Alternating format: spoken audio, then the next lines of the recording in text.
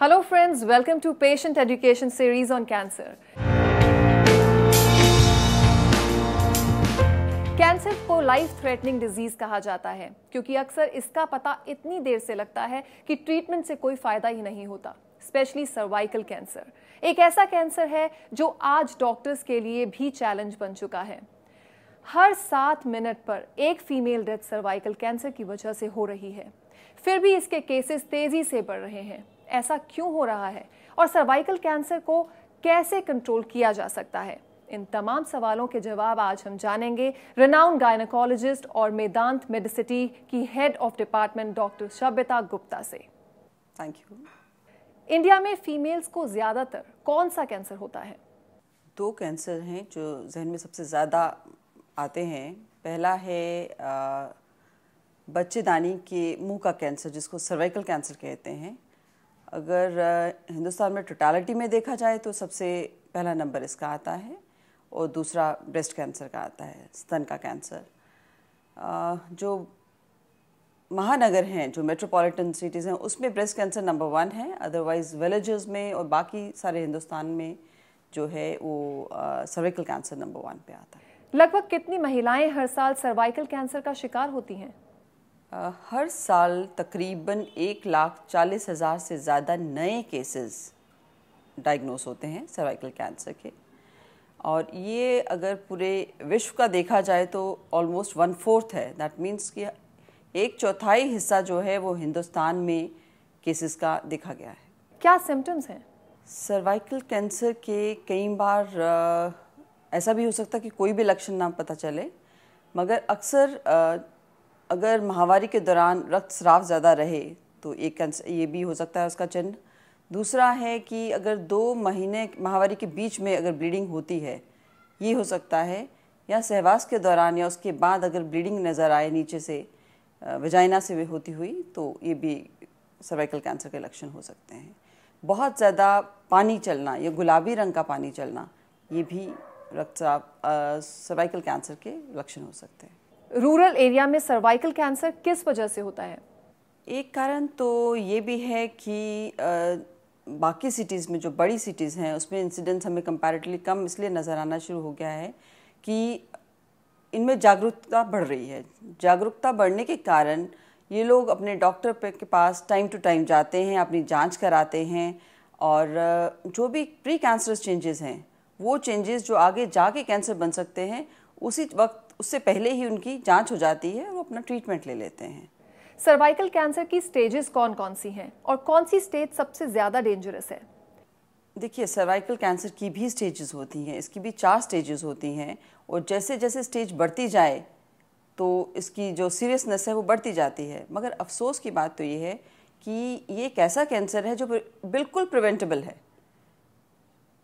अगर इसकी time to time औरतें अपनी जांच करवाती रहें तो ये कैंसर में टर्न होने से पहले ही जो इसके चेंजेस हैं वो पकड़ में आ सकते हैं और इसकी ट्रीटमेंट हो सकती है और इससे एब्सोल्युटली बचा जा सकता है। सर्वाइकल कैंसर का डाउट होने पर उसे कैसे डायग्नोस करते हैं और रिपोर्ट्स आने तक किस तरह से ट्रीटमेंट दिया जाता है? देखिए, जब कोई भी महिला, अगर उसको कुछ भी सस्पिशन हो रहा है या कोई भी ऐसी तकलीफ लग रही है जिसमें उसको लगता है कि कहीं उसको बच्चेदानी के मुंह का कैंसर तो नहीं है, तो उसको अपनी डॉक्टर के पास, गायनेकोलॉजिस्ट के पास जाना चाहिए। इनकी गायनेकोलॉजिस्ट इनको पहले डिटेल में एक हिस्ट्री लेंगी और फिर उनका एग्जामिनेशन करेंगी।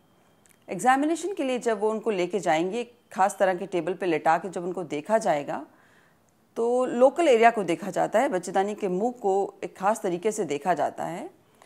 और अगर उनको लगता है कि देखने में बिल्कुल नॉर्मल लग रही है, डॉक्टर को लगता है कि सिर्फ देखने में ऐसा नहीं लग रहा कि कैंसर है, तो भी वो इनका एक पैप स्मेयर नाम की जांच होती है, वो करेंगे। ये जांच बिल्कुल भी, इसमें दर्द बिल्कुल नहीं होता है और बिल्कुल नॉर्मल तरीके से, जैसे नॉर्मली एग्जामिन किया जाता है वेजाइनल एग्जामिनेशन, वैसे ही एग्जामिनेशन किया जाता है। और हल्के से बच्चेदानी के मुंह को स्क्रैप किया जाता है और इसकी स्लाइड्स बनाई जाती हैं और उनको टेस्टिंग के लिए भेजा जाता है। और अगर कभी कभार जो है, अगर थोड़ा सा और क्लैरिफाई करना हो और अगर पेशेंट अफोर्ड कर सकता हो, तो एक थोड़ा सा महंगा जांच होता है जिसको HPV DNA टेस्टिंग कहते हैं, वो जांच की जाती है पेशेंट की। और ये दोनों जांचें जो हैं ये उन लेडीज़ में की जाती है जहाँ पे हमें देखने में कोई लीजन नज़र नहीं आ रहा है, सिर्फ प्रिवेंशन के लिए या सिर्फ चेक करने के लिए, कोई प्री कैंसरस चेंजेस तो नहीं है, इसलिए किया जाता है। कभी कभार तो इन्हीं टेस्टों में कुछ पकड़ में आ जाता है जिसमें लगता है कि भाई इनकी फर्दर मोर और जांच होनी चाहिए। कुछ पेशेंट्स में जहाँ ऑलरेडी दिख रहा है कि एबनॉर्मल है, सो ऐसे में कई बार तो कॉल्पोस्कोपी करनी पड़ती है। कॉल्पोस्कोपी एक और तरह की जांच है, थोड़ी सी हायर तरह की जांच मान लीजिए, जिसमें मरीज़ को एक खास मशीन के साथ, जिसको कॉल्पोस्कोप कहते हैं, उसके साथ सर्विक्स को देखा जाता है और उसमें मैग्नीफाइड व्यू दिखता है। और क्योंकि मैग्नीफाइड व्यू दिखता है तो बेहतर नज़र आता है, और जहाँ पे भी एबनॉर्मल एरिया लगे उस चीज़ को बायोप्सी किया जाता है, उसको टेस्ट किया जाता है। और एक और स्टेज आगे जिसमें सामने ही साफ नज़र आ रहा है कि कोई वहाँ पे लीजन है, तो उसका सीधा ही बायोप्सी किया जाता है। सर्वाइकल कैंसर के ट्रीटमेंट ऑप्शंस क्या हैं?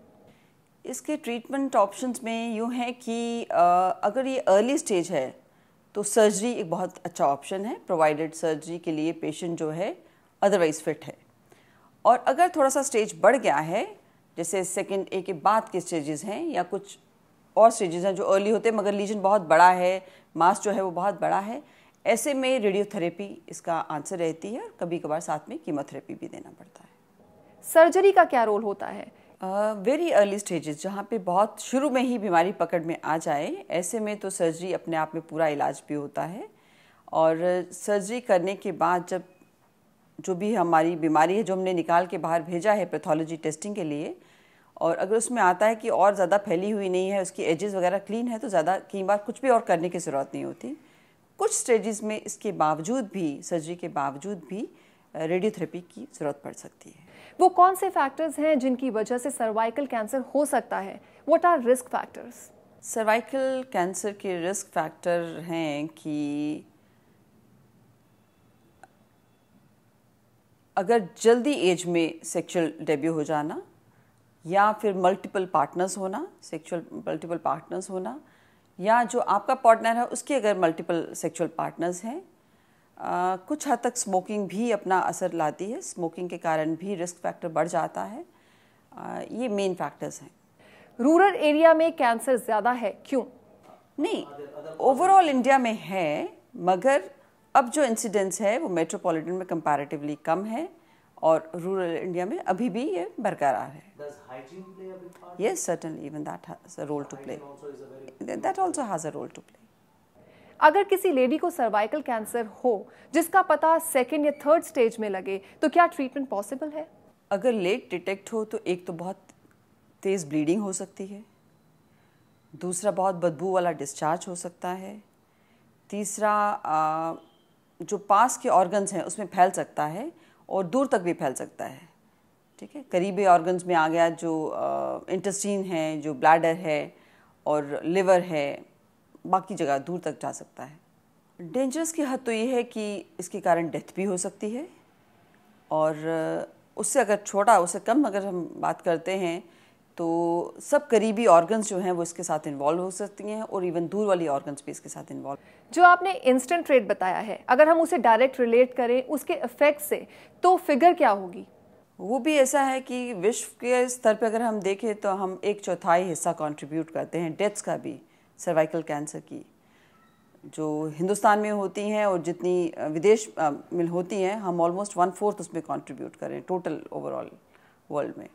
और हिंदुस्तान में यूँ है कि करीबन हर 7 मिनट के बाद एक महिला जो है वो अपनी जान खो रही है इस कैंसर की वजह से, सर्वाइकल कैंसर की वजह। अगर लाइफस्टाइल को कॉन्शियसली मॉडिफाई किया जाए तो क्या सर्वाइकल कैंसर को रोका जा सकता है? बिल्कुल, सर्टेनली। लाइफस्टाइल मॉडिफिकेशन हर कैंसर की तरह सर्वाइकल कैंसर के लिए भी बहुत अच्छा कंट्रीब्यूट करती है। अगर आप उसको अपने लाइफस्टाइल को मॉडिफाई करते हैं तो सर्टेनली इसमें सर्वाइकल कैंसर से भी प्रिवेंशन हो सकता है। सर्वाइकल और ब्रेस्ट कैंसर के अलावा और कौन से कैंसर्स हैं? महिलाओं में इसके अलावा जो कैंसर है, यूट्रस का कैंसर, यूट्रस की बॉडी का कैंसर, उसको यूट्राइन कैंसर कहते हैं। ओवरी के कैंसर की बहुत अफसोस की बात यह है कि ओवरी के कैंसर अक्सर जो है 70% कैंसर जो हैं जब डिटेक्ट होते हैं तो ऑलरेडी वो स्टेज 3 या 4 में जा चुके होते हैं। और बाकी कैंसर वल्वा वजाइना ये कैंसर्स होते हैं। जो सर्वाइकल कैंसर या फीमेल्स को होने वाले दूसरे कैंसर्स में रोबोटिक्स का क्या रोल है? जो सर्जरी हम ओपन कर सकते हैं, जो सर्जरी हम लैप्रोस्कोपी के थ्रू कर सकते हैं, वही सर्जरी जो है रोबोटिक मीन से भी की जा सकती है। रोबोटिक सर्जरी में भी सर्जन ही सर्जरी करता है, रोबो सर्जरी नहीं करता। मगर रोबो का बेनिफिट ये है कि इसके इंस्ट्रूमेंट्स बहुत अच्छे हैं, टेक्निकली बहुत एडवांस्ड हैं। उनकी डेक्सटेरिटी बहुत अच्छी है। तो सर्जरी अगर बहुत कहीं पे भी हम महीन तरीके से करने की प्लान कर रहे हैं तो उसमें आउटकम अच्छा रहता है। सेम सर्जरी ओपन भी की जा सकती है, लैप्रोस्कोपी भी की जा सकती है और रोबोटिक भी की जा सकती है। लेप्रोस्कोपी और रोबोटिक सर्जरी जो हैं ये दोनों मिनिमली इन्वेजिव हो गई, मतलब की होल सर्जरी जैसा हो गया। और इसी में लैप्रोस्कोपी में कुछ इंस्ट्रूमेंट जो हैं बहुत रिजिड होते हैं। वो बेनिफिट जो है हमें रोबोटिक सर्जरी में इंस्ट्रूमेंट से मिल जाता है। और विजन भी जो है रोबोटिक सर्जरी में कंपैरेटिवली बेटर होती है। तो इसलिए you get to see it in a better manner, you get to see the 3D vision and you see it much better. That's it. In 1 minute आप क्या मैसेज देंगी? मैं उनसे कहूँगी कि हर महिला को अपनी सेहत का ध्यान रखना चाहिए, स्वयं रखना चाहिए। और रेगुलर तौर पे जाके अपने डॉक्टर को अपनी जांच करवानी चाहिए उनको। और इसमें एक बहुत आसान सी जांच है जिसमें कैंसर ना होने से पहले ही प्री कैंसर स्टेज में ही डायग्नोसिस बनाया जा सकता है। अपनी निकटतम स्वास्थ्य केंद्र में जाइए, वहाँ जाके अपनी जांच कराइए, उनसे बोलिए कि हमें पैप स्मीयर करवाना है या हमें अपने सर्वाइकल कैंसर की जांच करवानी है। और वो नौबत ही नहीं आएगी कि कैंसर होगा और फिर उसके आगे इलाज की ज़रूरत पड़ेगी। दूसरा मैं ये भी कहना चाहूँगी कि अब हिंदुस्तान में भी वो वैक्सीनेशन अवेलेबल है जिससे कैंसर से बचा जा सकता है, सर्वाइकल कैंसर से बचा जा सकता है। तो ये जो इंजेक्शन है अपनी बालिकाओं को, अपनी बच्चियों को लगवाना चाहिए। 10-11 साल की उम्र के बाद ये इंजेक्शन लगवाया जा सकता है। इसकी 3 डोजेज़ लगती हैं। एक अब लगेगी 1 महीने या 2 महीने के बाद लगती है और तीसरी जो है वो 8 से 6 महीने के बाद लगती है। इससे भी कैंसर से बचा जा सकता है। तो ये 2 चीज़ें बहुत ज़रूरी हैं, एक अपनी पैप स्मीयर की जांच या उसी की तरह से बनती हुई कुछ और जांचें हैं वो करवाना और अपने बच्चों को वैक्सीनेशन लगवाना। Thank you so much doctor. Cervical cancer के बारे में आज हमने कई बातें जानी और जो सबसे टॉप मोस्ट इम्पॉर्टेंट बात हमें पता लगी वो ये है कि सर्वाइकल कैंसर को कंट्रोल करने का सिर्फ एक तरीका है, रूटीन चेकअप। Thank you. तो उम्मीद है कि आज के एपिसोड से आप ये बात अच्छी तरह समझ गए होंगे और हेल्दी लाइफस्टाइल के साथ रूटीन चेकअप पर भी ध्यान देंगे ताकि आप कैंसर मुक्त रहें और स्वस्थ रहें। ये है हमारी कोशिश क्योंकि हमें आपकी फिक्र है।